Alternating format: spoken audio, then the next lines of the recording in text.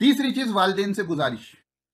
मेरी वालिदैन से अदबन गुजारिश है, जब आप अपने बच्चे को स्कूल जो है 8:30 से 3:30 तक भेज सकते हैं, तो क्या अपने बच्चे को इस्लाम सिखाने के लिए, कुरान सिखाने के लिए, दुआएं सिखाने के लिए 1 घंटा स्कूल नहीं भेज सकते?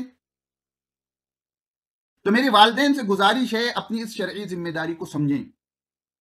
बच्चा स्कूल में जाकर इस्लाम नहीं सीखता, अगरचे वो इस्लामी स्कूल हो, अगरचे वो मॉडर्न प्लस इस्लामिक एजुकेशन हो, आप ये याद रख लें, वहां पर मेजॉरिटी जो तालीम होती है वो कुरान और इस्लाम की नहीं होती, इल्ला माशाल्लाह।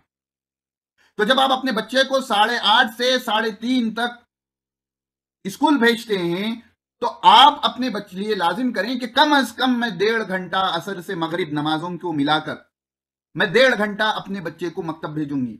मैं 1.5 घंटा अपने बच्चे को कम से कम कुरान से करीब करूंगी। मैं 1.5 घंटा कम से कम अपने बच्चे को दुआएं सीखने और इस्लामी माहौल में भेजूंगी, ताकि वो अखलाक सीखे और बड़े होकर जो है अच्छा मुसलमान बने। तो वालिदैन से अदबन गुजारिश है कि वो अपने बच्चों की दीनी तालीम की फिक्र करें और उन्हें मकतब भेजें। जो बच्चे हिफ्ज नहीं कर रहे हैं, आलिमियत नहीं कर रहे हैं, अपने जो बच्चे हैं, देगर बच्चे हैं, आप उन्हें मकतब भेजें और उनको जो है अच्छे से दीनी तालीम से रोशनास कराएं। ये आपकी शरई फरीजा है, ये आपकी जिम्मेदारी है।